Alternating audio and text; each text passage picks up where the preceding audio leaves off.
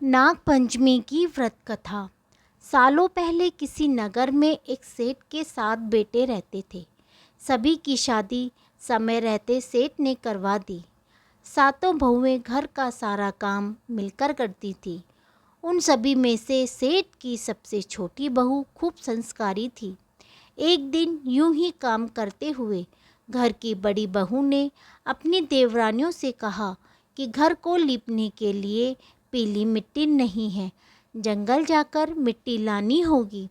जेठानी के ऐसा कहते ही सभी उसके साथ मिट्टी लेने के लिए निकल गई। सभी खुरपी से मिट्टी निकाल ही रहे थे कि तभी सबसे बड़ी बहू को एक नाग नजर आया। उसे मारने के लिए जैसे ही बड़ी बहू ने खुरपी उठाई, वैसे ही छोटी बहू ने कहा, जेठानी जी, इसे मत मारिए, इसकी कोई गलती नहीं है, जंगल तो इसका घर है। अपनी देवरानी की बात मानकर उसने सांप को कुछ नहीं किया। तभी उस छोटी बहू ने नाग से कहा, आप एक जगह पर अलग से बैठ जाइए, जब तक हम मिट्टी खोदते हैं, फिर आपके पास आएंगे। इतना कहकर सभी मिट्टी निकाल कर घर चले गए। सभी के दिमाग से नाग वाली बात निकल गई। अगले दिन छोटी बहू को अचानक से याद आया कि उसे नाग को इंतजार करने को कहा था। वो तुरंत अपनी सभी जेठानियों को लेकर नाग वाली जगह चली गई। वहाँ देखा तो नाग उन सभी के इंतजार में वहीं बैठा था। नाग को देखते ही छोटी बहू ने कहा, भैया, कल हम लोग आपके पास आना भूल गए थे, उस बात के लिए हमें माफ़ कर दो।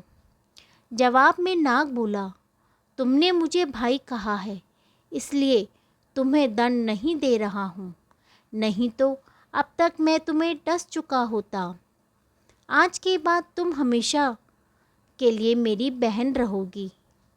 अब तुम अपने भाई से कोई वरदान मांग लो, मैं तुमसे बहुत खुश हूँ। इतना सब सुनने के बाद छोटी बहू ने नाग को बोला, मेरा कोई सगा भाई नहीं है, इसलिए मैंने आपको भाई कहा था। अब से आप मेरे भाई हो। अब हरदम मेरी रक्षा करना आपका फ़र्ज़ है। बस यही वरदान आपसे चाहिए। नाग ने हर कदम पर साथ देने का वरदान किया और अपने रास्ते निकल गया। सेठ की सारी बहुएं भी अपने घर लौट आईं। कुछ समय बाद नाग इंसान का रूप बनकर अपनी बहन से मिलने सेठ के घर गया। उसने सेठ से कहा, मेरी छोटी बहन को बुला दो, वो आपकी छोटी बहू है। पहले तो उसके मन में हुआ कि बहू का तो कोई भाई नहीं था, ये कहाँ से आ गया।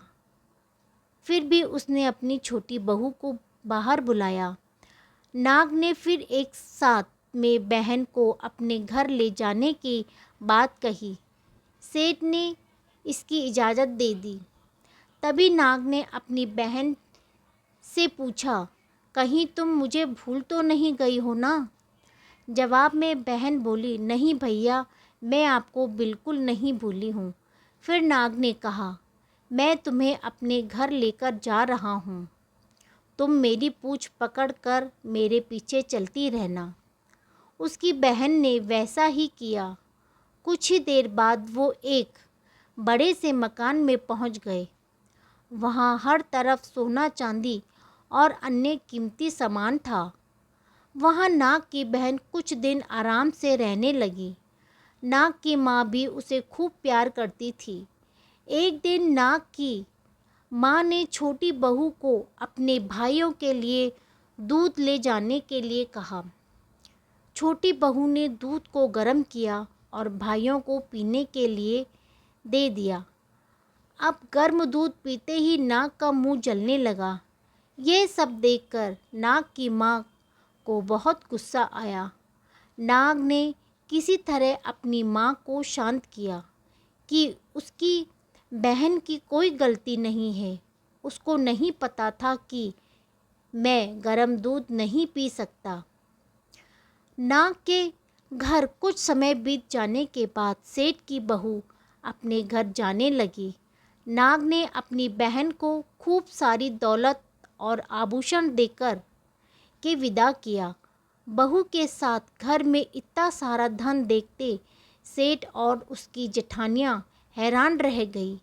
एक दिन नाग की बहन को घर की बड़ी बहू ने कहा कि तुम अपने भाइयों से और सोना चांदी लेकर आओ, उसके पास तो खूब पैसा है, वो तुम्हें मना नहीं करेंगे। छोटी बहू ने ये बात अपने भाई नाग को बताई। इसके बारे में पता चलते ही नाग ने अपनी बहन का घर तरह तरह के आभूषणों से भर दिया। सभी जेवरात में से एक हीरे का हार बेश कीमती था। उसे देखते ही हर किसी का मन उस पर आ जाता था। होते होते उस हार की खबर उस शहर की रानी तक पहुंची।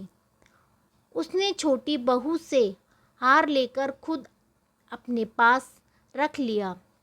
दुखी होकर सेठ की बहू ने यह बात अपने भाइयों को बताई।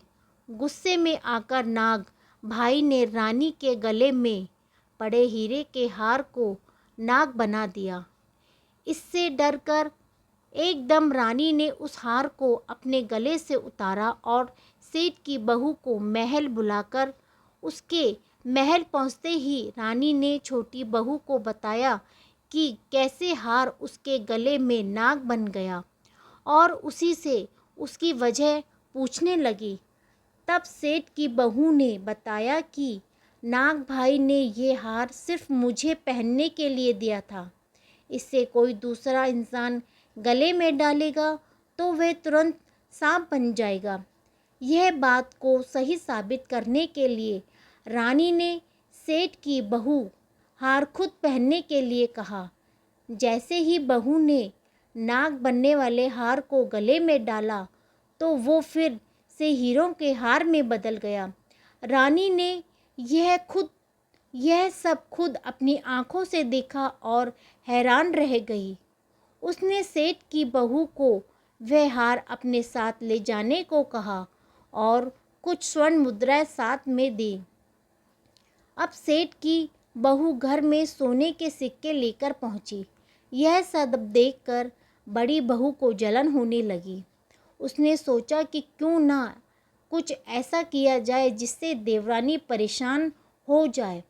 उसने अपने देवर से पूछा, आखिर तुम्हारी पत्नी को इतने सारे आभूषण धन्य ये सब कुछ कैसे मिल रहा है? तुम्हें इस पर ध्यान रखना चाहिए। यूं ही किसी को कोई इतना सारा धन हीरे जेवरात नहीं दे देता। पता करो कि आखिर मामला क्या है। भाभी से अपनी पत्नी के बारे में इतनी सारी बातें सुनने के बाद उसको अपनी पत्नी पर शक हो गया। उसकी हर बात को वो शक की निगाहों से देखने लगा। एक दिन उसके बारे में उसने अपनी पत्नी से बात की। खुद के लिए अपने पति से ऐसी बातें सुनकर वे दुखी हुई।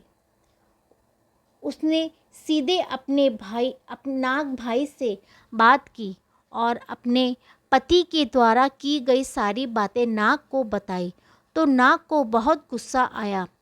तब नाग सीधे अपनी बहन के पति से मिला और बोला, अपनी बहन को सारे जेवरात और धन मैंने तोहफे में दिए हैं। तुम्हें उस पर शक करने की कोई ज़रूरत नहीं है। वो बहुत ही अच्छी है। अगर आगे से उस पर कोई गलत बात कही तो मैं तुम्हें जिंदा खा जाऊंगा। नाग से ये बात सुनकर सेठ के बेटे ने माफ़ी मांगी और कहा, आज के बाद मैं कुछ नहीं कहूँगा। आप मेरे ऊपर गुस्सा मत कीजिए। मैं आपकी बहन को किसी तरह का दुख नहीं दूंगा। इतना कहकर वो सीधे घर आ गया और अपनी पत्नी से माफ़ी मांगी। पत्नी से माफ़ी मांगने के बाद दोनों खुशी खुशी वापस से मिलजुल कर रहने लगे। इसी तरह सेठ की छोटी बहू हर तरह से मुसीबत में अपने भाइयों को याद करती थी। वो किसी परेशानी को दूर कर देता था। इसकी तरह नाग पंचमी का त्यौहार शुरू हुआ और सभी महिलाएं नाग को अपना भाई मानकर पूजती हैं और उन्हें दूध पिलाती हैं।